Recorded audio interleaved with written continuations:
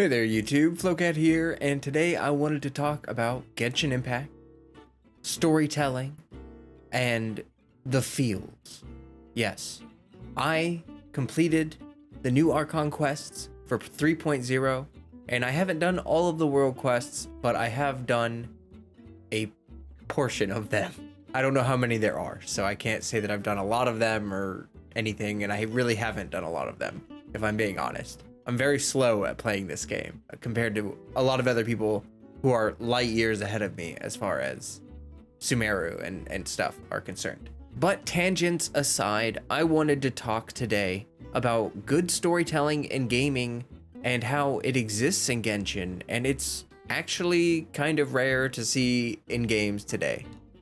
It seems like, to me, a lot of games have decided to move against the idea of good storytelling in favor of flashy gimmicks, new fancy graphics, polygon counts, ray tracing, and I'm not saying that those things are bad or that we shouldn't have them in video games or that developers shouldn't care about graphics. I am simply saying that there has been a dramatic shift away from good storytelling, world building, character development, all of that stuff, and a shift towards those gimmicky kinds of things. And I think that this has been largely because companies have realized that if they can hype up a game enough with new flashy gimmicks, the post-launch doesn't really matter as much for a lot of developers.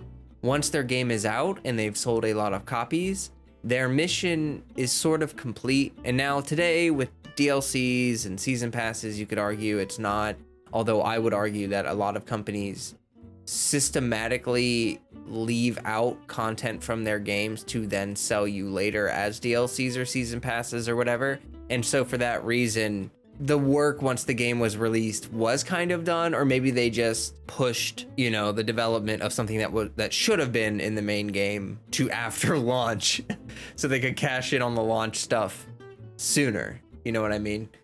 Anyway, what I'm saying is that developers have realized that with pre-orders and hype, they don't need to rely on good storytelling.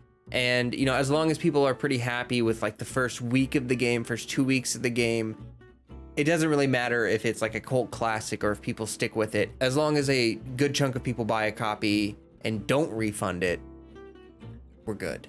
Except I would argue that we're not good. We are the opposite of good. We are, in fact, in a bad place with games. Why?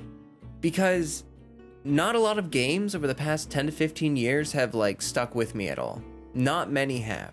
The ones that have are JRPGs or indie titles, because that's where we've come to expect good storytelling to be in obscure Japanese RPGs or indie games. Indie developers are commonly known to have great storytelling within their games because that can be a selling point for the game without them spending hundreds of millions of dollars on polygon count or whatever. But to bring this back to Genshin, Genshin has a great story, and that is a rarity nowadays. That is so uncommon to play a video game and actually enjoy or get something out of the story. I'm not saying that Genshin Impact's story is for everybody. I can understand why some people may not enjoy it. It's not as action-packed. There are slow periods where you are just absorbing a lot of information about the lives of NPCs or the various going abouts about geopolitical stuff or stuff that is obviously not the most directly interesting. But I like those kinds of things because they flesh out the world and they make it feel more real, more tangible, and they develop a sense of caring in me where I care about the world. You see, as I mentioned before, the honeymoon phase has been a huge thing in gaming for a long time. As you can tell, when new games come out, lots of people flock to it for the first couple weeks, and then you'll see as viewership and player counts and all that stuff, they all plummet, right? They all plummet after the first couple weeks for a lot of games.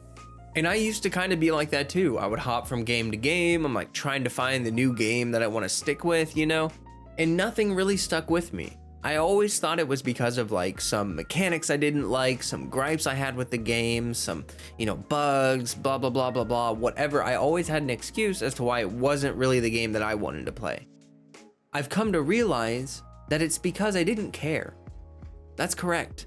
It was because I didn't care about the games that I was playing. I didn't care about the worlds. You know, maybe I cared about the gameplay mechanics, but I didn't care about the characters. I didn't care about the story. And although I know it's kind of like cool or popular to like act like you don't care and not get emotionally affected by things, I think that that's really tragic that a lot of games over the past 10 to 15 years haven't told a story that stuck with me or made me care about the game after I finished with its content.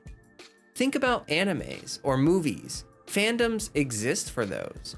And those fandoms are developed around content that is obviously limited.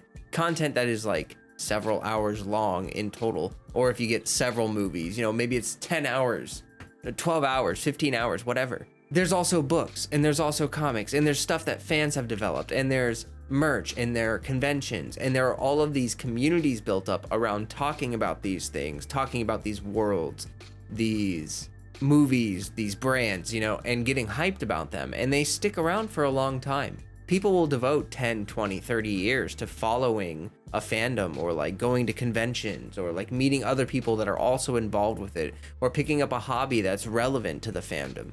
Whatever it is, it pulls people in and it brings people together because they care about it. So when I finished all the content that Genshin had to offer for me, when I started playing, when I kind of, you know, got through the honeymoon phase and the grind and everything, I stuck around because of the good world building. I stuck around because of character development. And I stuck around because I'm emotionally invested in what happens. Specifically with Genshin, I love the writing when it comes to like NPCs and the playable characters. Genshin often touches on themes that I think are fundamental to a lot of us and a lot of the struggles that we go through in life, like learning to accept things and move on instead of trying to hold on to a moment that was good forever, as we saw with Inazuma. But there are a lot of themes that we can all relate to. And if you are open to having emotional reactions when you play video games, I think that Genshin is one of those games that can do that for you. I know that this topic is kind of like simple, like, yeah, games should have good stories, duh, Fivehead.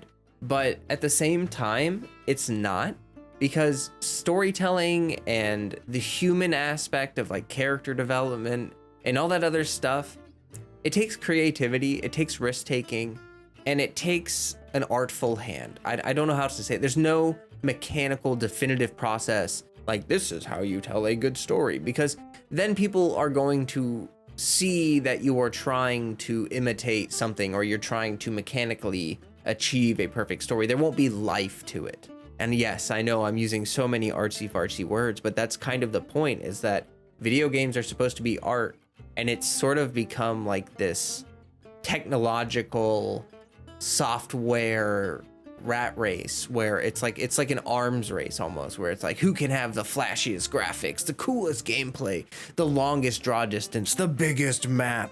You know, like it just, none of that stuff really matters if it's not built in a world or with characters that you care about. I mean, that's just the fundamental nature of it. You know, gaming for a long time now, I think, has relied upon like dopamine and serotonin and just like these hormonal instinctual responses to fun, but those don't last forever. You are not going to have novelty forever. You're not going to have endorphin rushes forever.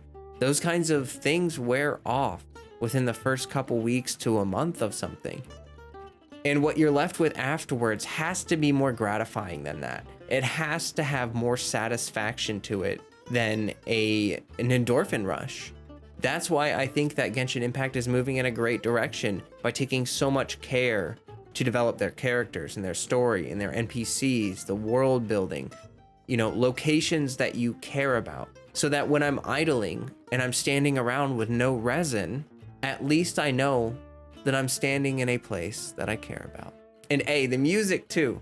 The music is also so amazing. So that really helps too. I think that was like the smartest decision. This is a little bit of a tangent, but it's related. I think that was like the smartest decision Hoyo made about Genshin Impact, is making the music one of the biggest focuses of the game. As far as taking artistic risk, creative risk, you know, like really going on a limb and trying something fantastic and new.